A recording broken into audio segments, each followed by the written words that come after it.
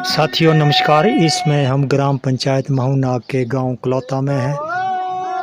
यहाँ से जून बुक्सार के लिए जा रहा है। उस जून में हम सभी लोग शामिल होते हुए गीता जी गांव की महिलाओं का स्वागत करते हुए आप देख रहे हैं कलौता से लाइव दृश्यों। साथियों अगर आपको हमारी वीडियो अच्छी लगे तो इसे लाइक कमेंट करें और साथ में हमारा फेसबुक पेज फॉलो करें और सब्सक्राइब करें।